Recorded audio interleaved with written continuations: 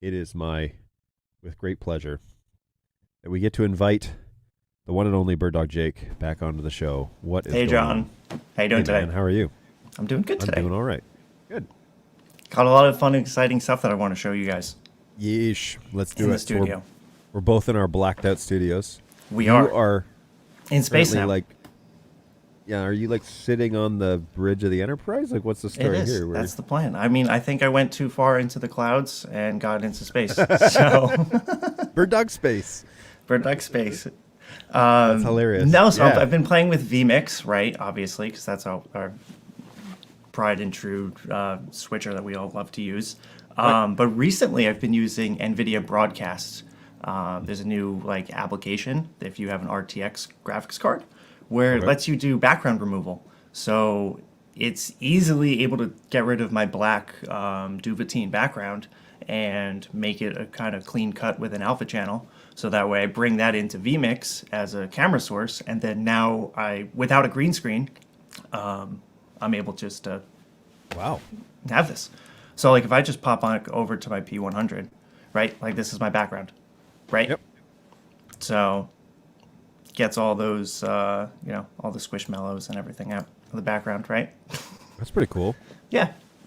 And I think it looks pretty good. I mean, having a green screen and setting that up requires time to set up the lighting, which Yep. I'm not sure a lot of people come to realize how many lights are required to actually light a green screen to get Yep. a good key out. So Yep. having these type of features with my background being what, I don't know, maybe like 7-8 feet away, it's perfect. Awesome. Well, let's Yeah. jump into it because we want to use up the time here. The promise on the show is We to do. walk through your studio. So I'm going to give you full screen here, and I'll Cool. jump in when needed. Yeah, because Yeah, there's let's see what you got. there's a lot of fun stuff. First of all, I'm going to go ahead and switch over to my NDI HX camera on my iPhone. Let's see if this goes through. Right. Yeah, we get double audio. We get double audio. We get double audio. Hold on. Let's see if we can. Let's cut see if that we can out. cut that out. How about now? Yep. Good to go. Awesome. So,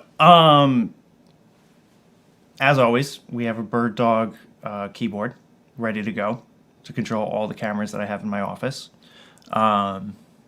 Stream Deck, right, for controlling Central, as everyone knows that I love to do. Eventually, API stuff for cloud, so that should be really exciting. And then vMix controls as well, right?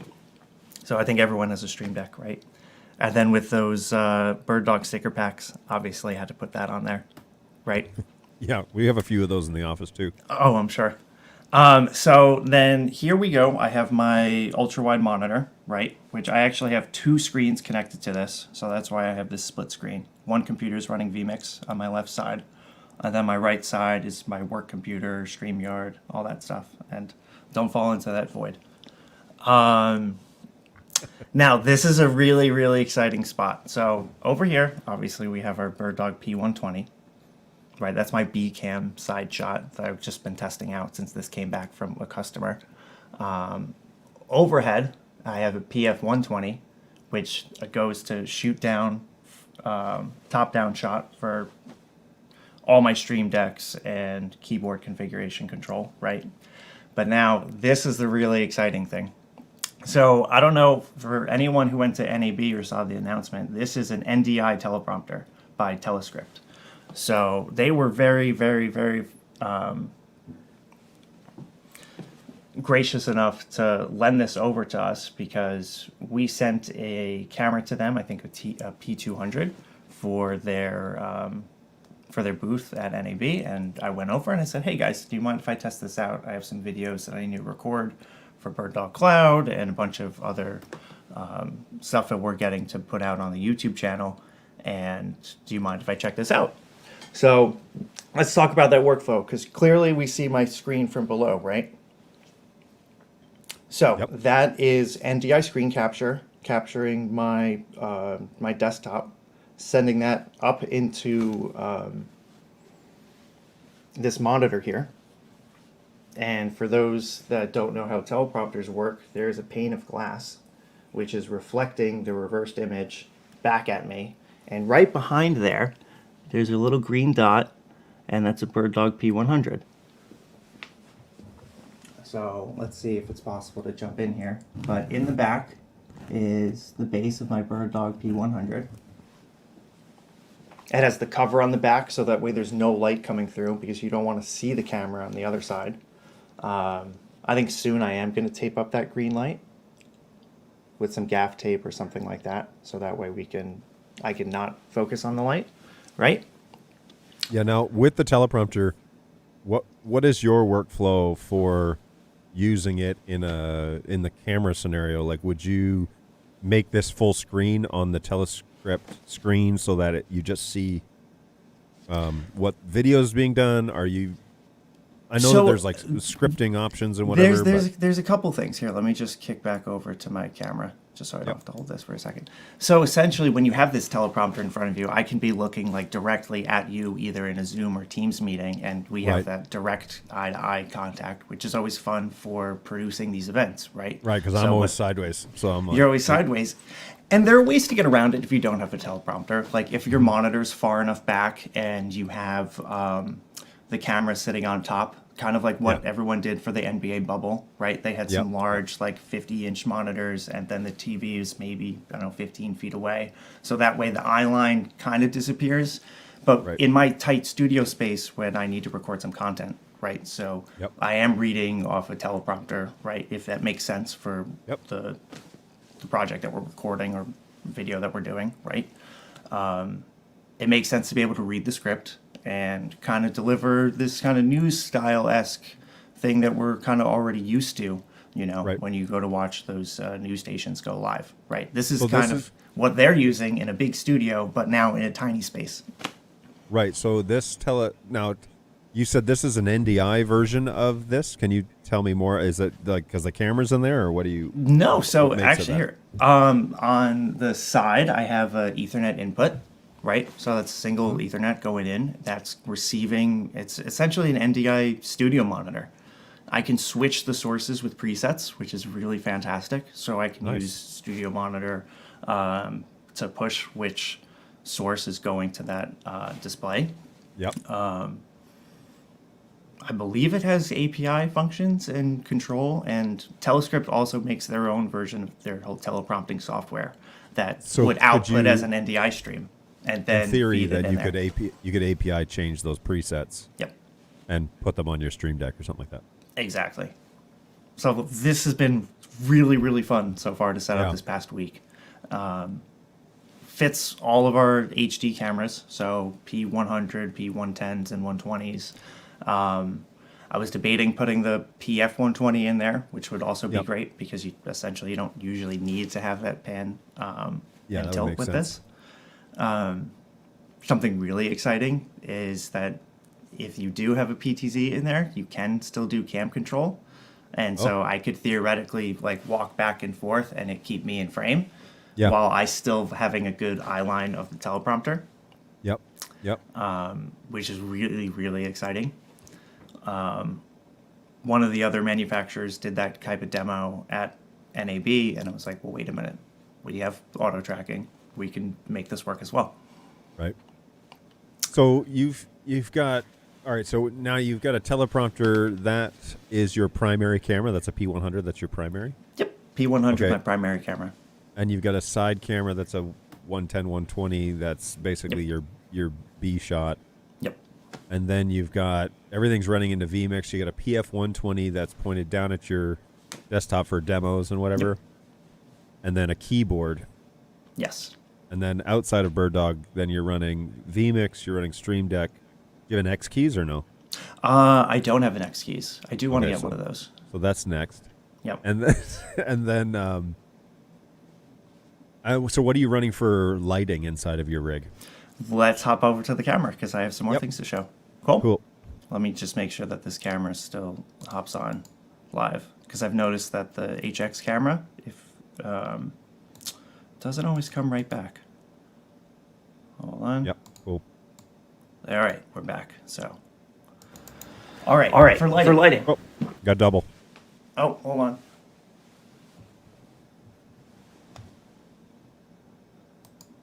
And then is that camera frozen? It looks like it. It is. Cool. We love that. So let's pop back over, close this input, and then add that back in again. So I tried using the increase buffer size and the FEIM on this, so I'm hoping that that actually helps. Yeah, for sure.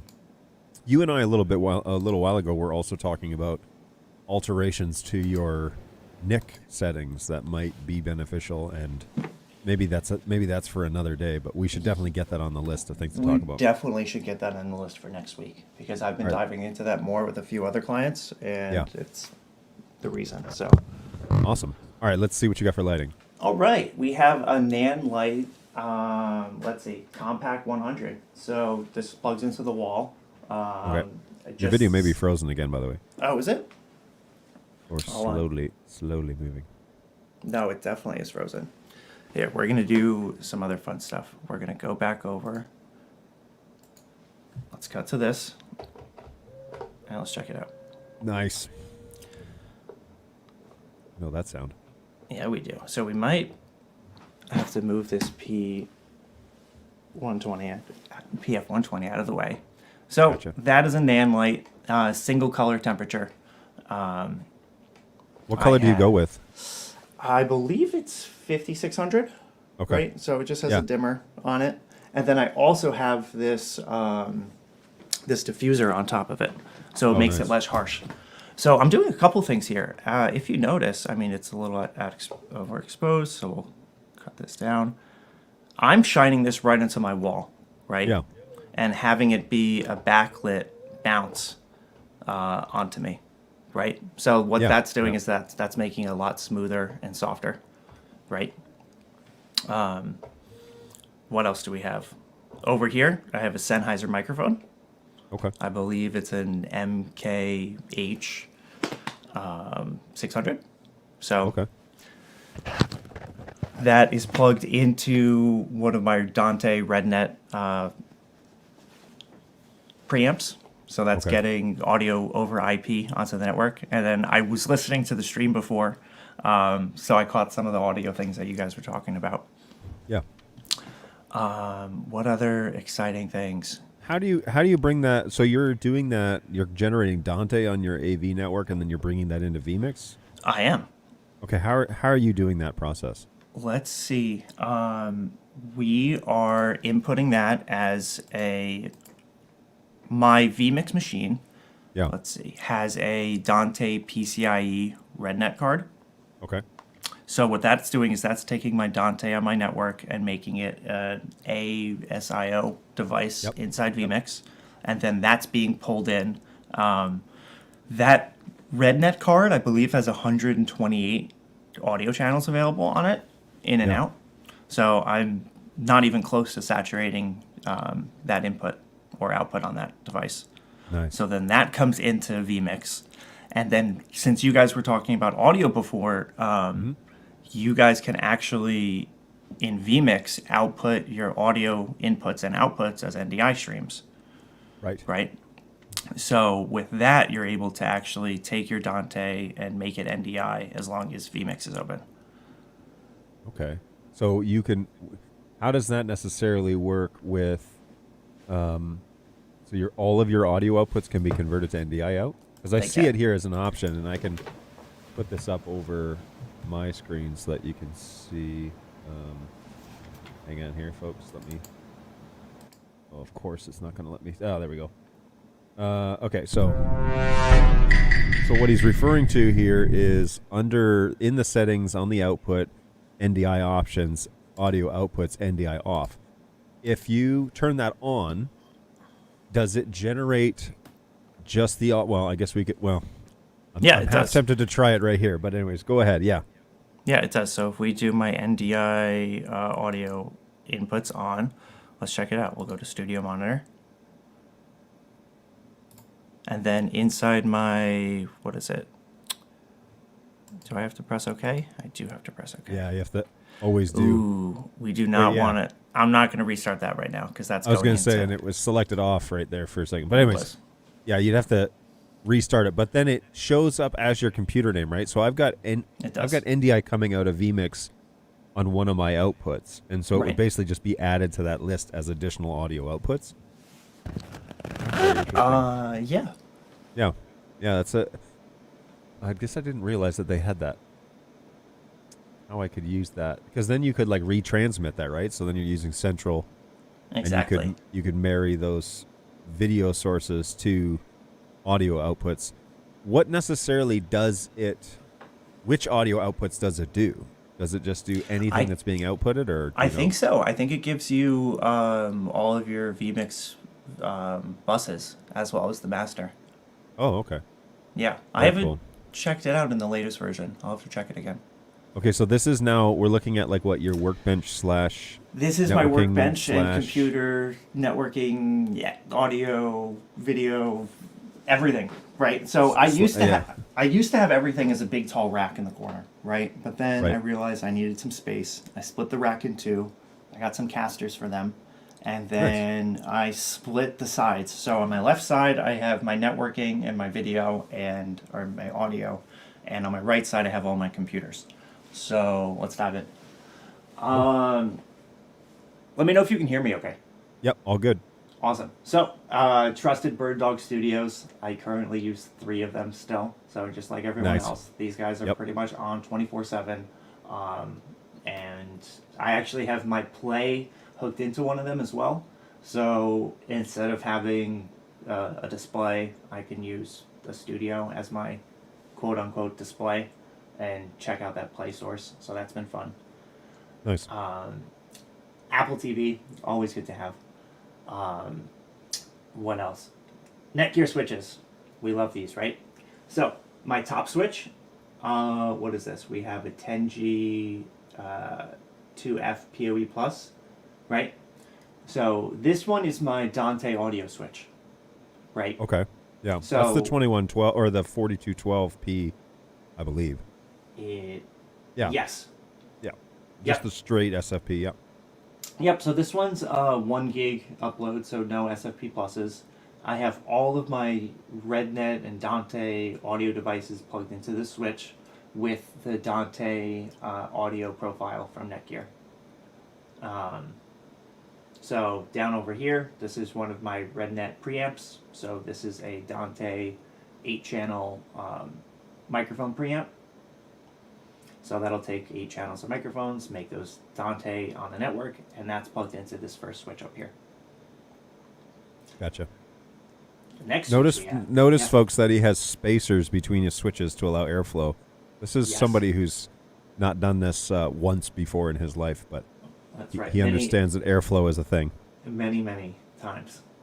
um, this next one we have, right? So our good friend Josh was able to hand this over to me Yes. because I needed way more ports. So this one has, what, 30 ports on it, right? Nice. So this has 4 Ooh, those SFP fibers pluses. going. Yeah, those fibers are going. So let's talk about what we have going into those fibers. I have 2 of my computers, right? So my vMix machine, my regular machine are all 10 gig, right? So those are going in there. The number 28, which is offline, that is my SSD NAS. It's a free NAS build, so that I use for my storage and everything on my network. And then the last one, I believe, is a trunk up to my Ubiquity network and DHCP server. Yeah, that would make sense. So I'm using a unified Dream Machine. I believe this is one of the first ones that came out. I know they have a couple of new ones, like a Pro and a few other things. Yeah, there are a lot of people using Dream Machines, though. I love know- the whole Unify system. Yeah, Judson is a big fan of that. They- Quincy Owens here on the channel. Oh yeah, yeah, I remember him talking about that a lot. Yep. Yep. It's a great system for managing all my devices. I have one place to look and see all of my BirdDog devices, and then this was before Fleet Manager, right? So that was Technically, how I it's was still able before Fleet Manager, but yes. Yeah, no, totally. In addition to, right. Then we have a DAC cable coming up into my aggregate switch, which I was using, but now I'm not using it as much. It used to be populated, but now I'd rather have, instead of one hop to my computers, I'd rather my computers and my NDI be all on the same switch, right? Yeah. And How then do you find those yeah. the performance on those RJ45 SFP mods? Because I'd have had terrible luck with them, and I asked Netgear about it, and they were like, "Run in the opposite direction if you are told to use those." It really depends. I mean, right now, over here, I am just sending my DHCP information and my internet up into my Yep. Netgears, so it's not really a lot of traffic that's going through. Before, I think a few shows ago, I was lagging out of my Unify into my single Netgear because I didn't have enough bandwidth. Yeah. But so But you're far just they doing haven't really been Dante a on that problem. one, right? I'm doing Dante on this top one now. Yeah. Yeah. Okay. Yeah, because we have a ton of those here in Auburn Hills, but they're spaced out. So I've got one in here and one in my office. I've got one on the agent bench, one in Brayton's office, two of them in CC's office, and the whole Unify system's in there too. So it is definitely spaced out.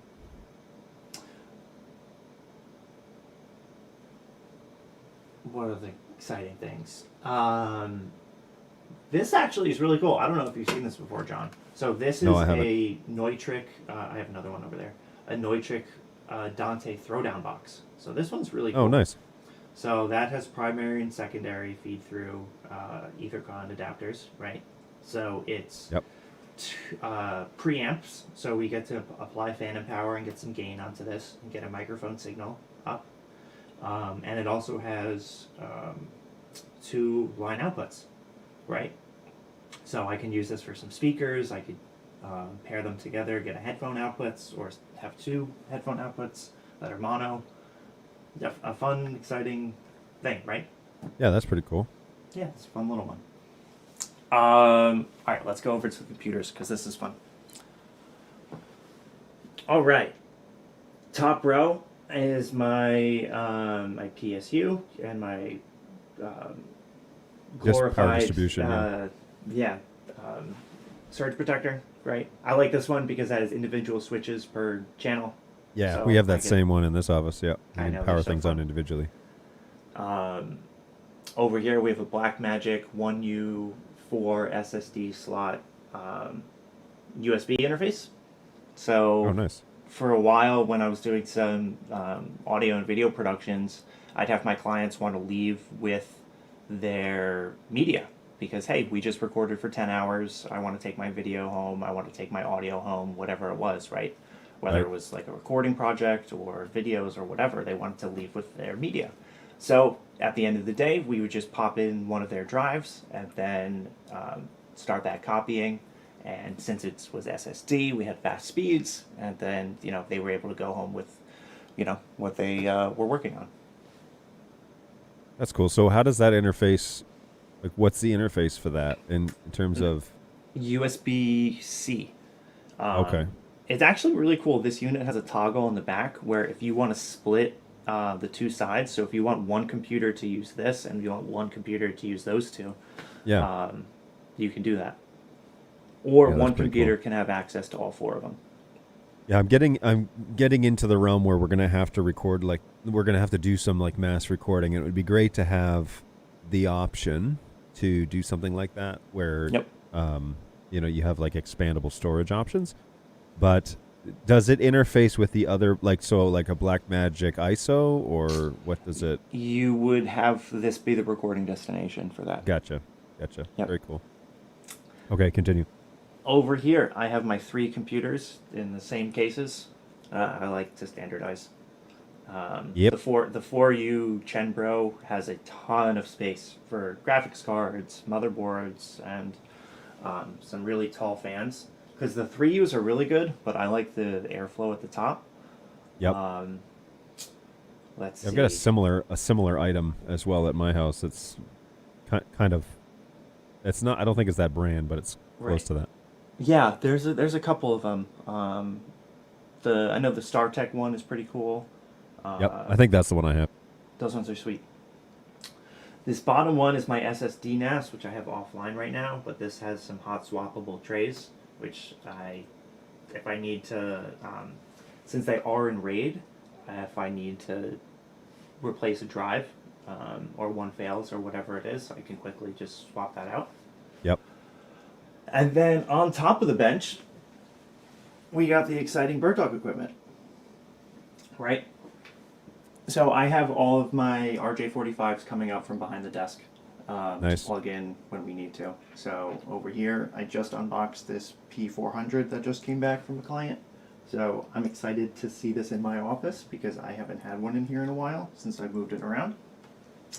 So I'm excited to see what that's like, especially on NDI-HX and SRT workflows with Silicon 2. You've almost got more cameras in your office than I've got in mine. I don't know. I mean, listen, sometimes some people send me the demo gear back, and I get to hang around with it for like maybe a week or so before I send it back to Brayton. Yep. But no, so this should be an exciting one. The trusted P4K. Love this camera. Yep. That's the one I'm using. Oh, is it? Is that your front camera? That's my main camera now, yeah. Oh, nice. I've got a few commercials with that P4K. Color match that with Sony FX9s, FS7s, pretty much everything under the sun for at least the last Sony generation cameras. Wow. I'm always impressed by that one whenever I plug it in. Yeah. This was my original BirdDog. I put that sticker on top of it because I loved it as soon as I plugged it in. Still works. I still have my Velcro on it. I was gonna say you've been around for a while, so when you say original, that one has been around for a bit. Is it a Rev 3 or is it a Rev 4? I think it's Rev 3. Nice. It's been around for a while, John. I think that's what I have in here too. Yeah, I've got mine that actually has my name on it. Was the original that I had in this studio. Oh, really? And it's a Rev 3.1. So old school. Still works. It does still work, right? Yep. I mean, I use mine all the time.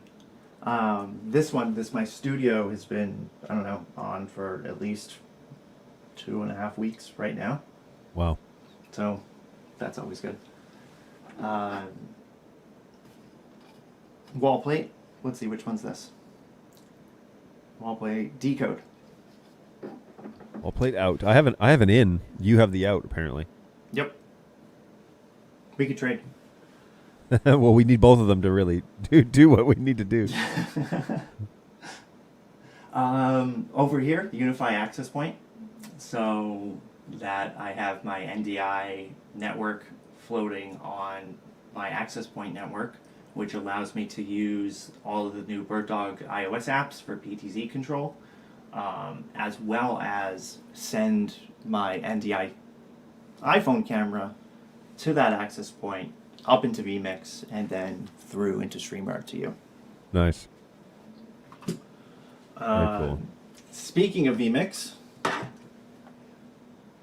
we wouldn't be remiss without any of the mouse pads.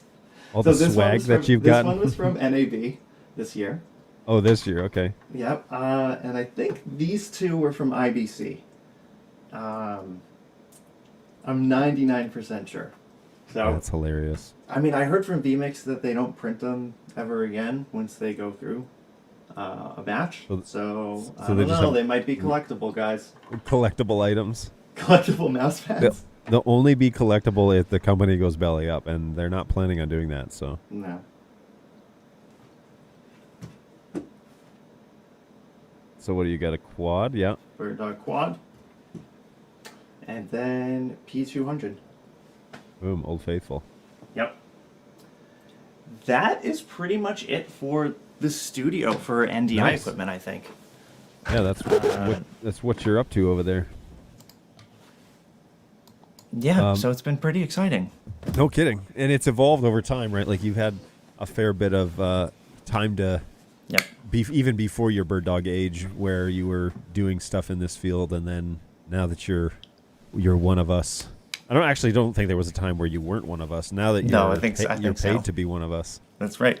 I remember I was sending you some support bug fixes for some of the software. I was like, hey, oh yes, John, let's hey, okay, can you let the guys in Australia know about this?